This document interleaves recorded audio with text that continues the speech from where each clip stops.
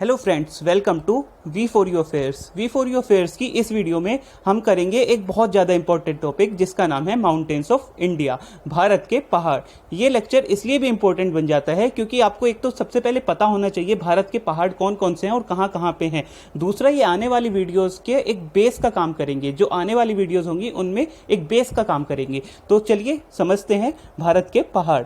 तो सबसे पहले माउंटेन्स होते क्या हैं। माउंटेन्स, हिल्स और प्लेट्यू, इनके बीच डिफरेंस समझना बहुत ज़रूरी है। माउंटेन्स होते हैं हमारे पहाड़, हिल्स होती हैं हमारी पहाड़ी और प्लेट्यू होते हैं हमारे पठार। तो सबसे पहले तो डिफरेंस इसमें हाइट का ही है। 900 मीटर से अबव हाइट के होंगे हमारे पहाड़, 300 मीटर से 900 मीटर के बीच की अगर हाइट है तो होंगे हमारी हिल्स पहाड़ी, और 0 से 600 मीटर के बीच अगर होंगे तो होंगे हमारे पठार। तो ठीक है, हाइट का डिफरेंस आपकी समझ में आया। दूसरा डिफरेंस होता है इनमें शेप का।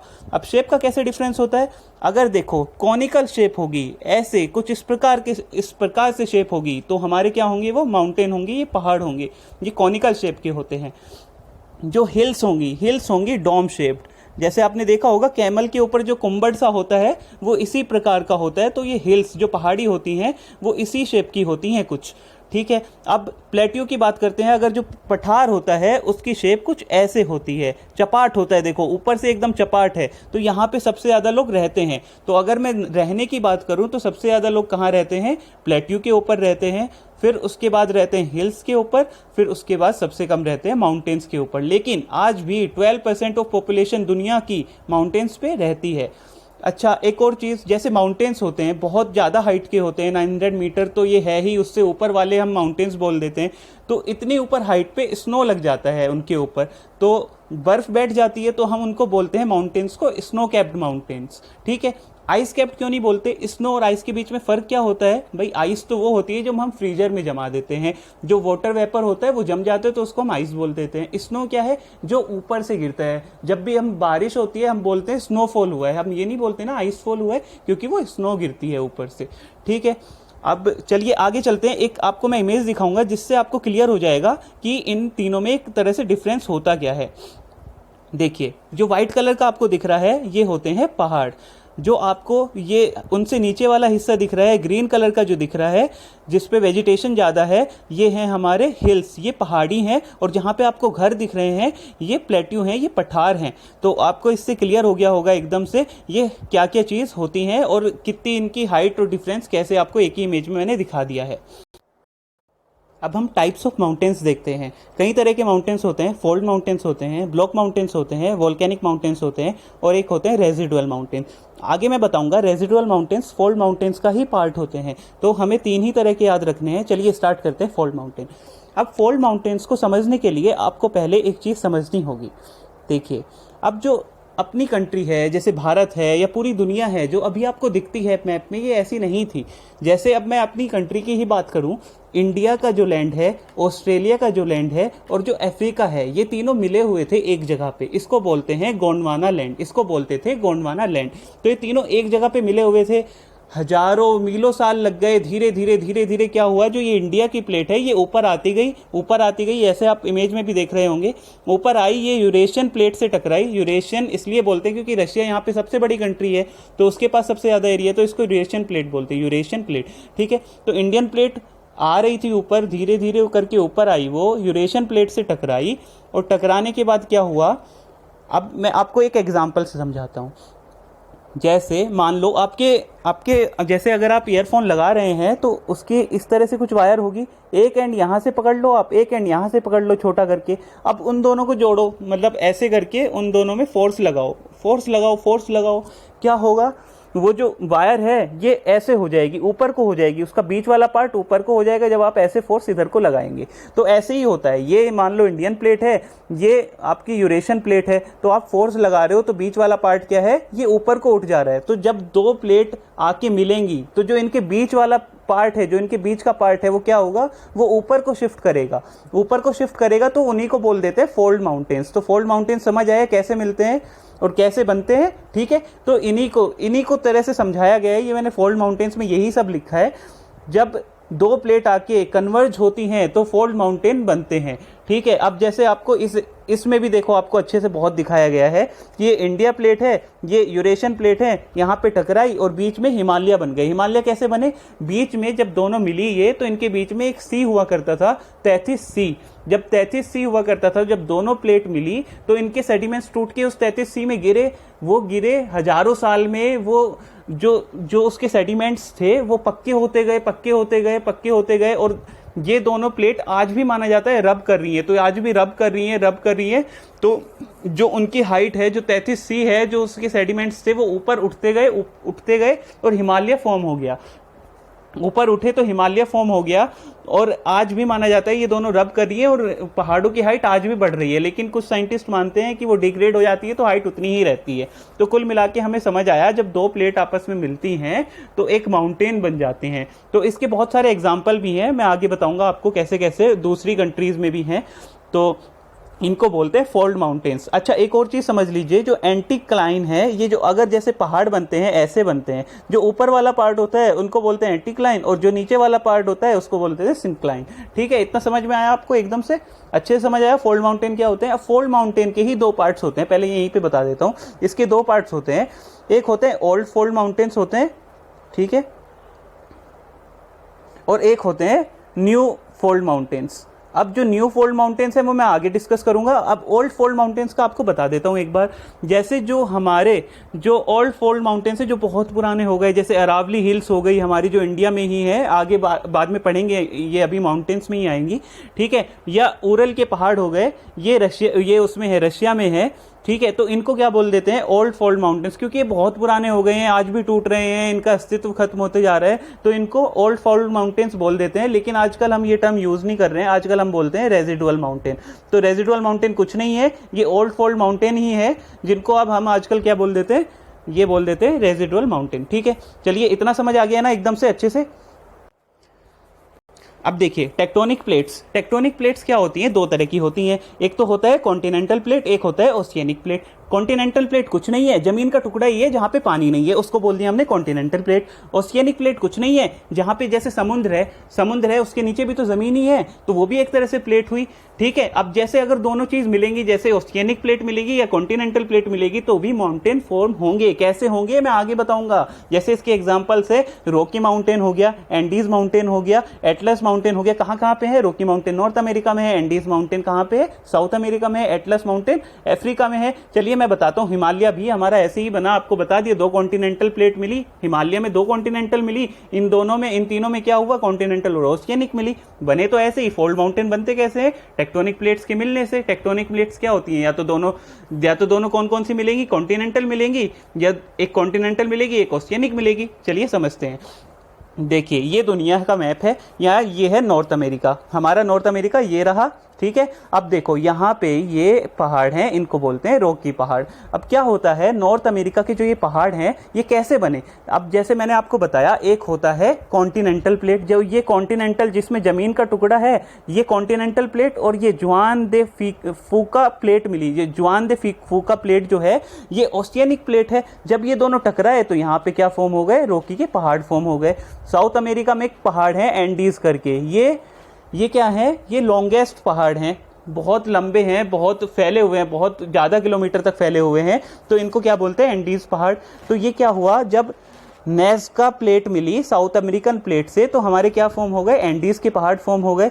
अब अफ्रीका में क्या है? अफ्रीका में है एटलस के पहाड़। वो कैसे बने? जब यूरेशियन प्लेट अफ्रीकन प्लेट से टकराई तो क्या बन गए? एटलस बन गए। अब हमारे क्या बने? हमारे अब जैसे एल्प्स के पहाड़ हैं, ये कहाँ पे हैं? ये यूरोप में है। ठीक है, यूरोप में है। और कहाँ कहाँ पे? स्विट्जरलैंड में हो गए हमारे, ये कुछ पार्ट इटली में भी आता है, इसका फ्रांस में भी आता है। तो एल्प्स के पहाड़ बहुत ज़्यादा हैं, बहुत लंबे हैं। तो क्या होता है हमारा, जब यूरेशियन प्लेट अफ्रीकन प्लेट से टकराती है तो क्या बन जाते हैं हमारे? ये एल्प्स के पहाड़ बन जाते हैं। ठीक है, इतना समझ में आया आपको? इंडियन प्लेट का मैंने बता दी, यहाँ पे हिमालय फॉर्म कैसे हुए? जब यूरेशियन प्लेट इंडियन प्लेट से टकराई, जो वो 33 सी था वो ऊपर बढ़े, उसके सेडिमेंट्स ऊपर उठे, तो बन गया हमारा हिमालय बन गया। ठीक है, इतना क्लियर है एकदम बढ़िया से। चलिए अब रेजिडुअल माउंटेन मैंने आपको बता दिया पहले ही, कि जैसे उरल के पहाड़ जो रशिया के हैं और अरावली हिल्स जो भारत की हैं, ये रेजिडुअल माउंटेन का ही पार्ट है, ये कुछ नहीं है। ओल्ड फोल्ड माउंटेन्स को ही रेजिडुअल वो माउंटेन्स बोलते हैं। अब हम पढ़ेंगे ब्लॉक माउंटेन क्या है। अच्छा, ये न्यू फोल्ड माउंटेन यही हैं जो ये हैं, ये न्यू फोल्ड माउंटेन ही है। रॉकी के पहाड़ हो गए, एंडीज के हो गए, इतना समझ में आया। अब करते हैं ब्लॉक माउंटेन। चलिए अब ब्लॉक माउंटेन्स करते हैं। देखिए, आपने देखा होगा जो फोल्ड माउंटेन होता है, जब वो दोनों प्लेट्स मिलती हैं तो उनमें क्रैक नहीं आता कहीं पे, वो रब करती हैं एक दूसरे के साथ, ठीक है, आज भी करती हैं, ऐसा माना जाता है। तो ब्लॉक माउंटेन में वो नहीं होता है, वो इसमें क्या होता है, इसमें अर्थ क्रस्ट में क्रैक आ जाता है। देखिए मैं आपको एक इमेज से समझाता हूँ, जैसे ये इमेज है आपको। अच्छा, मैंने आपको एक एग्जाम्पल दिया था ईयरफोन का, अब आप ईयरफोन को ही लीजिए, एक छोटा सा हिस्सा पकड़िए ईयरफोन का और मान लो उसमें बीच में क्रैक आ गया है, वो पूरी प्लेट मान के चलो उसमें क्रैक आ जाता है, क्रैक नीचे तक आ गया है, ठीक है। अच्छा, इसके भी 3 सरफेस होते हैं, मैं आपको बता देता हूँ। ये सबसे ऊपर वाला हमने देख रहे हैं, ये होता है हमारा अर्थ क्रस्ट होता है, ये बीच वाला लिथोस्फेयर होता है और सबसे लास्ट वाला मेंटल होता है। चलिए ठीक है, ईयरफोन को आपने एक प्लेट माना है, प्लेट मान लीजिए, प्लेट माना है आपने, तो उसमें ना उसके हिस्से कर दीजिए, दो तरफ से उसके दरार जैसे इसमें आई हुई है वैसे कर दो। अब क्या करेंगे, अगर हम उसको बाहर को पुल करेंगे उसको टेंशन बोलते हैं। अगर बाहर को पुल करें टेंशन, अगर अंदर को दबाएं जैसे फोल्ड माउंटेन में दबा रहे थे उसको कंप्रेशन बोलते हैं। अगर बाहर को उसको टेंशन देंगे, जैसे बाहर को पुल करेंगे, तो क्या होगा, बीच वाला हिस्सा नीचे जाएगा। अभी उसमें फोल्ड माउंटेन में ऊपर आ रहा था, इसमें नीचे जाएगा। अब नीचे जाएगा तो उसी हिस्से को क्या बोल देते हैं, उसको रिफ्ट वैली बोल देते हैं। और जो ऊपर बच गए वो, अब जैसे आप उनको पकड़ के पुल कर रहे थे तो वो तो ऊपर ही रहेंगे, उनको माउंटेन बोल देते हैं। तो वो ऊपर वाले हो गए माउंटेन और नीचे वाला हो गया रिफ्ट वैली। तो रिफ्ट वैली क्या है, कुछ नहीं है, जो पार्ट नीचे रह जाता है उसको रिफ्ट वैली बोल देते हैं। जो ब्लॉक माउंटेन ऊपर उठ गए, जैसे जो 2 ऊपर रह गए उसको ब्लॉक माउंटेन बोल दिया। आपको समझ आ गया होगा। देखिए ब्लॉक माउंटेन की यही डेफिनेशन लिखी है और इसके एग्जांपल्स क्या है। इंडिया में क्या है, सतपुरा और विंध्या की जो पहाड़ियां हैं, जो रेंजेस हैं, उसको बोलते हैं क्या, ब्लॉक माउंटेन के ही वो एग्जाम्पल्स हैं। और ये सीरा नवादा जो है ब्लॉक माउंटेन्स, ये नॉर्थ अमेरिका में भी ये इसी का एग्जाम्पल है, ठीक है, इतना समझ में आया। अब लास्ट तरीके के बच गए हमारे वोल्केनिक माउंटेन्स। वोल्केनिक माउंटेन्स क्या है, वोल्केनिक माउंटेन्स कुछ नहीं है, जब धरती के अंदर से लावा निकलता है और वो साइड में ही बैठ जाता है, वो आसपास ही बैठ जाता है, तो उसको क्या बोल देते हैं, वोल्केनिक माउंटेन्स बोल देते हैं। इसके बहुत अच्छे एग्जांपल्स हैं 2, एक तो है माउंट किलीमंजारो है, ये अफ्रीका में है, और माउंट फूजी है, जापान में। बहुत खूबसूरत पहाड़ है ये, देखिए मैं इमेज भी लाया हूँ आपके लिए। ये माउंट फूजी है, जापान का सबसे खूबसूरत पहाड़ है दुनिया का। तो इसमें देखिए सिमेट्री वैसे ही है जैसे हम ड्राइंग बनाते हैं ना, इस तरह के पहाड़ होंगे कुछ, देखिए कितना अच्छा खूबसूरत नज़ारा है, ये माउंट फूजी ही है ये। अब चलिए हम भारत के पहाड़ों की बात कर लेते हैं। देखिए ये मैं एक मैप लेके आया हूँ, आपको इससे बहुत अच्छे से क्लियर हो जाएगा। सबसे पहले हिमालय की बात करते हैं। देखिए ये जो आपको लाइन दिख रही है, ये ग्रेट हिमालय वाली, ये यहाँ से स्टार्ट होती है और ये बहुत अच्छे से दिखा है, ये पूरे यहाँ से होते होते, नेपाल से होते हुए, सिक्किम से होते हुए, भूटान से होते हुए, ये अरुणाचल तक जाती है। मैं आगे बताऊँगा कहाँ से कहाँ तक होती है पूरी। उसके नीचे वाली देखिए 3 होती हैं ये लेयर्स, एक तो ये हो गई ग्रेट हिमालय की हो गई, उसके नीचे एक और लेयर होती है, इसको बोलते हैं हम, इसको क्या बोलेंगे, इसको हम मिडिल हिमालय, लेसर हिमालय। और उसके नीचे वाली होती है उसको आउटर हिमालय, शिवालिक बोलते हैं। जो शिवालिक वाली है वो आउटर में आएगी, जैसे पीर पंजाल हो गया, धौलाधार हो गया, वो बीच वाले में आएगी। और जो ये ग्रेट हिमालय है, ग्रेट हिमालय रेंज जो है, ये आएगी सबसे अपर वाले में, ठीक है। और ये ज़ंस्कार रेंज जो है, ये कुछ नहीं है, जम्मू कश्मीर में ग्रेट हिमालय रेंज जो है उसी को जम्मू कश्मीर में क्या बोलते हैं, ज़ंस्कार रेंज बोलते हैं। अब आप ऊपर अब मैं हिंद कुश की बात नहीं करूंगा, ये अफगानिस्तान से होते हुए, पाकिस्तान से होते हुए आ रही है, तो हम भारत की पहाड़ों की बात करेंगे। जैसे ये काराकोरम रेंज है, जो काराकोरम रेंज है, आप देख रहे होंगे ऊपर लद्दाख में, अब तो ये यूनियन टेरिटरी हो गई है, ठीक है, जैसे आप लद्दाख में देख रहे होंगे, इसकी भी बात करेंगे। ये क्या है, जो हिमालय से भी ऊपर हैं, ठीक है, ग्रेट हिमालय से भी जो ऊपर हैं उनको क्या बोल देते हैं हम, उनको ट्रांस हिमालय बोल देते हैं। जैसे ऊपर भी रेंज है ना, काराकोरम की रेंज है, लद्दाख की रेंज है, और ये लद्दाख की रेंज ही जब हम तिब्बत में इधर चले जाएंगे, ये तिब्बत है आपको पता ही है पूरा, जब यहाँ पे चले जाएंगे तो लद्दाख की रेंज ही क्या बन जाएगी, इसको बोल देते हैं हम कैलाश की रेंज, कैलाश की पहाड़ियाँ। जब लद्दाख की रेंज कहाँ पे चली जाएगी, तिब्बत में चली जाएगी। तो समझ आया। तो हम एक एक करके पहले ट्रांस हिमालय करेंगे। ट्रांस हिमालय कुछ नहीं है, जो बियॉन्ड हिमालय है, जो ग्रेट हिमालय के भी ऊपर है, जो वो रेंजेस, उन्हीं को बोलते हैं हम ट्रांस हिमालय। तो ट्रांस हिमालय में क्या क्या आ जाता है, इसमें 3 तरह के आते हैं। एक तो काराकोरम रेंज हो गई, अभी आपको दिखाया मैंने, ये दिखाया काराकोरम रेंज ऊपर है, फिर लद्दाख रेंज आ गई, फिर उसके बाद आता है कैलाश रेंज, जो कुछ नहीं है, लद्दाख रेंज ही जब यहाँ पे चली जाती है, तिब्बत में एंटर कर जाती है, तो उसको कैलाश रेंज बोल देते हैं। तो चलिए स्टार्ट करते हैं काराकोरम रेंज से। अब देखिए काराकोरम की बात करते हैं तो ये जो काराकोरम रेंज है, जितने भी ट्रांस हिमालयन है, ये काराकोरम की जो रेंज है ये सबसे एक तो लॉन्गेस्ट है और हाईएस्ट है। ठीक है, सबसे ऊंचे ऊंचे पिक्स इसी पे हैं जो ट्रांस हिमालय की अगर मैं बात करूं तो। ठीक है, तो काराकोरम जो ट्रांस हिमालय में सबसे लॉन्गेस्ट है और हाईएस्ट रेंज इसी की है। ठीक है, और ये इसकी स्टार्टिंग कहाँ से होती है? ये होता है पामीर नोट से। ये पामीर नोट क्या है अभी मैं आपको बताता हूँ, उससे मैप से ही बताऊंगा। एक तो ये हाईएस्ट प्लेट्यू है, दुनिया का सबसे ऊंचा जो पठार है वो क्या है? पामीर नोट ही है। इसको दुनिया की छत भी बोलते हैं, रूफ ऑफ द वर्ल्ड। अभी देखिए आपको बताते हैं पामीर नोट। जैसे आप ये इमेज देख रहे हैं, ये काराकोरम रेंज है, ये यहाँ से कहीं से स्टार्ट हुई। ये कैसे हुई? यहाँ से आ रही है हमारी हिंद कुश की पहाड़ियाँ। ये कहाँ से आ रही है? ये अफगानिस्तान से होते हुए, पाकिस्तान से होते हुए ये आ रही है यहाँ पे। एक यहाँ पे आती है। नोट मतलब होता है गांठ लग जाना, पहाड़ियों की एक तरह से गांठ लग जाती है। पाकिस्तान से आ रही है, सुलेमान माउंटेन्स आ रहे हैं पाकिस्तान से। ठीक है, अब यहाँ से तिब्बत से कहीं से आ रहे हैं ये कुनलुन माउंटेन, यहाँ से कुनलुन माउंटेन आ रहे हैं, इधर से हिंदकुश हो गए, यहाँ से ये काराकोरम की रेंज हो गई ये वाली। ठीक है, तो क्या हुआ? यहाँ पे एक नोट बना दिया इन्होंने और इसी को बोलते हैं क्या? पामीर नोट बोलते हैं। समझ आया आपके? ठीक है, तो ये यही लिखा है, ओरिजिन जो है इसका वो पामीर नोट है और ये दुनिया का हाईएस्ट प्लेट्यू है। ठीक है, अब ये आगे बता ही दिया मैंने, हिंदकुश के माउंटेन्स हो गए, सुलेमान के माउंटेन्स हो गए, और जो इसका हाईएस्ट पीक है, जो दुनिया का सेकंड हाईएस्ट पीक है माउंट एवरेस्ट के बाद, वो क्या है? गॉडविन ऑस्टिन, इसको ही बोलते हैं कोगिर या K2। इसकी हाइट कितनी है? 8611। अच्छा, अगर हम इंडिया की बात करें, इंडिया का हाईएस्ट जो माउंटेन है वो क्या है? हम कंचनजंगा बोलते हैं। क्यों बोलते हैं? क्योंकि जो काराकोरम रेंज है, जो इसकी स्टार्टिंग है, जो इसका जो पीक है K2 जो पीक है, ये आता है डिस्प्यूटेड एरिया में। अगर हाँ, भारत वैसे हमारा ही है, ये जो जम्मू कश्मीर है पूरा POK भी हमारा ही है, बट ये डिस्प्यूटेड एरिया में है, तो इसलिए हम क्या बोल देते हैं? ये POK में है। तो अगर वैसे कुछ नहीं आया, पूरा वैसे मेंशन नहीं आया, तो हम क्या मार्क करेंगे? K2 ही करेंगे। लेकिन अगर हिमालय की रेंज में आ गया तो हिमालय में भारत का कौन सा है? भारत के अंदर ये होगा हमारा कंचनजंगा। ठीक है, इतना समझ आया? काराकोरम का हाईएस्ट पिक कौन सा है? Godwin Austen. चलिए अब करते हैं ग्लेशियर्स। इसमें ना ग्लेशियर्स होते हैं। ग्लेशियर्स क्या होते हैं? ये होते हैं हिमनद। अब जैसे मैं आपको बताऊं, ऊपर हम इतने ऊंचे ऊंचे पहाड़ों की बात कर रहे हैं, तो ऊपर बर्फ बैठ जाता है, बर्फ टूट के गिरता है नीचे, तो वो बहता है नीचे। जब गिर जाएगा तो वो बहता है, तो बर्फ की जो एक तरह से नदी होती है उसी को ग्लेशियर्स बोलते हैं। ठीक है, तो 3 तरह के ग्लेशियर्स होते हैं काराकोरम रेंज में 3 तरह के ग्लेशियर्स मिलते हैं हमें। एक तो सियाचिन, एक बाल्टोरो ग्लेशियर है, एक बियाफो ग्लेशियर है। ठीक है, ये 3 तरह के हैं। अब देखिए, भारत का जो हाईएस्ट ग्लेशियर है वो क्या है? वो सियाचिन ही है, और ये भारत का ही है। एक बार पाकिस्तान ने हड़पने की कोशिश की थी इसको, तो भारत ने लेकिन ऑपरेशन मेघदूत चलाया था और इसको अपने हिस्से में कर लिया। तो ये भारत का ही हिस्सा है सियाचिन।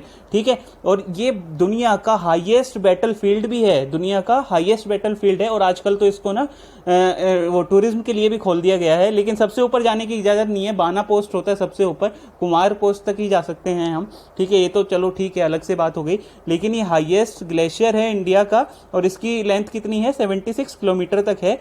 यहाँ से स्टार्ट होती है नुब्रा रिवर, जो किसकी सहायक नदी है? शोक नदी की। और जो फिर शोक नदी भी किस में मिल जाती है? इंदस में।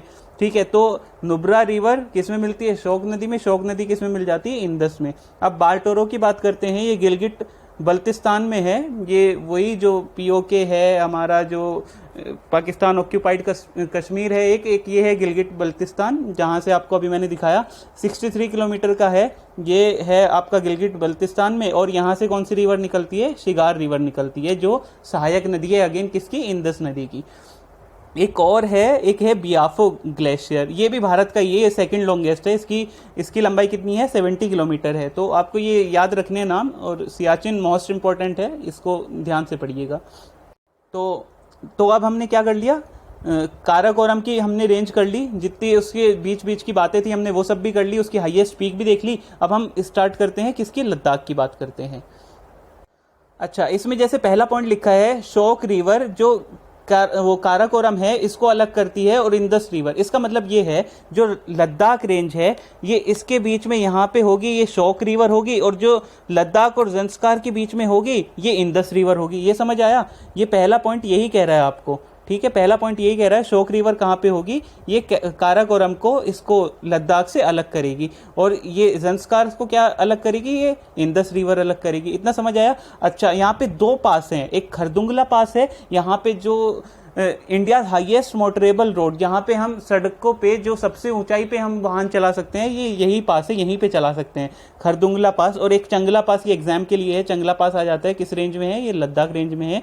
ठीक है, पंगोंग सो एक ये सैलाइन लेक है, झील है, ये एक सैलाइन, ये बहुत सुंदर है वैसे, बट ये नमकीन झील है, इंडिया और चाइना के बॉर्डर पे है ये।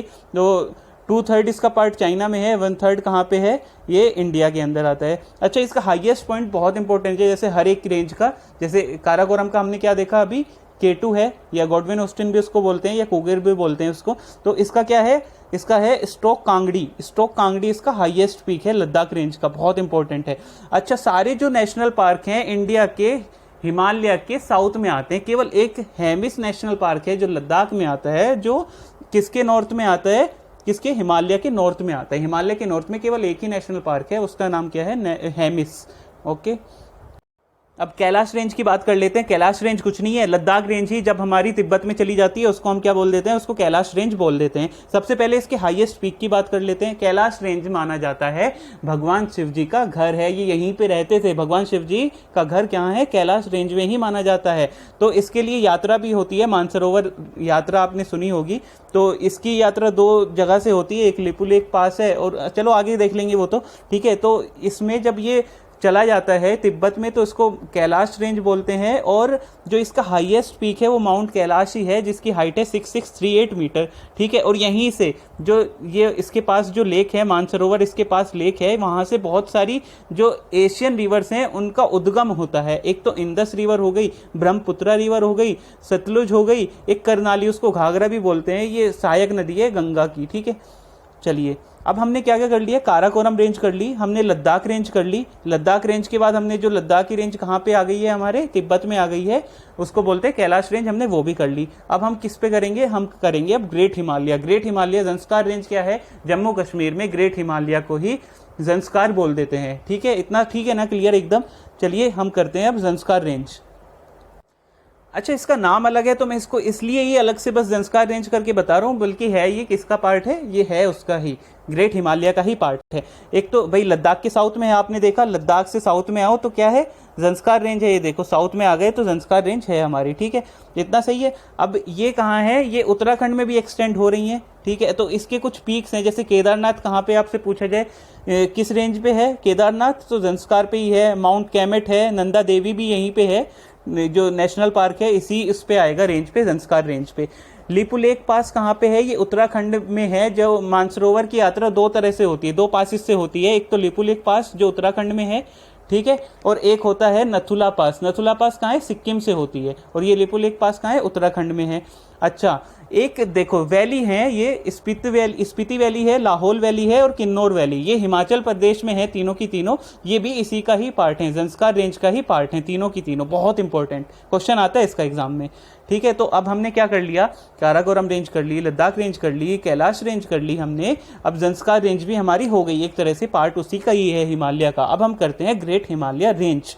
ठीक है, तो हिमालयाज के अभी मैंने 3 पार्ट बताया आपको। सबसे ऊपर वाली लेयर क्या होगी, ग्रेट हिमालय होगी, उसको हिमाद्री भी बोलते हैं, क्योंकि वहां पे बहुत ऊंचे ऊंचे पहाड़ हैं। हिम मतलब होता है बर्फ, तो हिमाद्री बर्फ से ढके हुए हैं, स्नो कैप्ड हैं।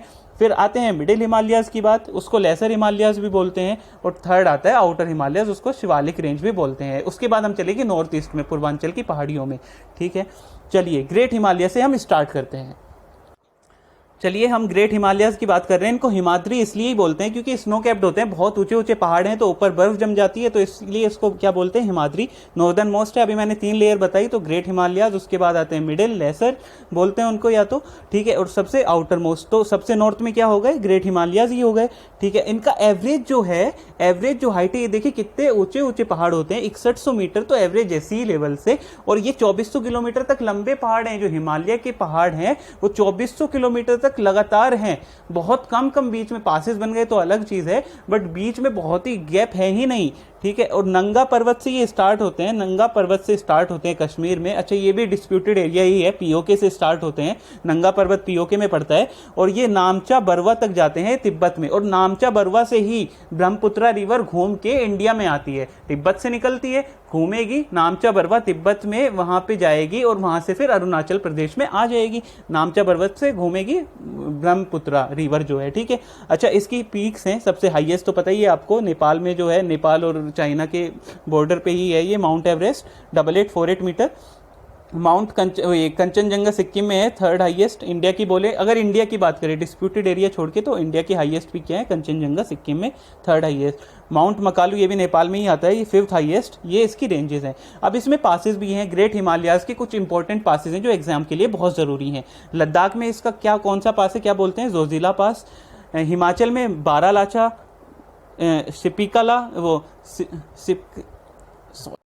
सॉरी वो टंग ट्विस्ट हो ही जाता है थोड़ा। हिमाचल में बारालाचा पास है, शिपकिला पास है, रोहतांग पास है। अच्छा, रोहतांग पास जो है ये ग्रेट हिमालय का पार्ट नहीं है, ये मिडिल हिमालय का या लेसर हिमालय का पार्ट है, ठीक है। ये मैंने इसमें ऐड कर दिया क्योंकि एक साथ मैं पासेस लिख रहा हूँ तो इसी में ऐड कर दिया मैंने। उत्तराखंड में थागाला पास है, नीति पास है और लिपुलेख पास है। सिक्किम में नथुला पास है और जलेपला पास है। और अरुणाचल में बोमडिला पास है। ये किसके पासेस हैं, ग्रेट हिमालयाज के हैं। रोहतांग पास को छोड़ के ये मिडिल हिमालय का पार्ट है। इतना समझ आया। अब ग्रेट हिमालय ये कंटिन्यूअस है, अभी मैंने आपको बताया, और इनमें मतलब ऐसे आसानी से माउंटेन स्लाइड्स भी नहीं होते, बहुत हार्ड रॉक के बने होते हैं ये, ठीक है। तो इतनी आसानी से हम यहाँ पे हम क्या नहीं दिखते हैं, लैंडस्लाइड्स हमें नहीं दिखते हैं इतनी आसानी से, ठीक है।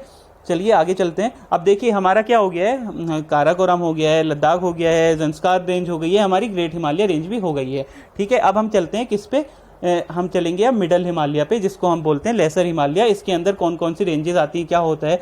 अब देखो, एक हाइट इनकी कम होती है और ये डिसकंटिन्यूस होते हैं कुछ जैसे देखो मैं बताता हूँ, यहाँ पे माउंटेन्स हैं, फिर आगे कुछ टाइम तक नहीं है, फिर से हैं, तो कुछ ऐसे होते हैं ये, ठीक है। और इनकी जो एवरेज हाइट है वो 3700 से 4500 मीटर के आसपास होती है सी लेवल से, ठीक है।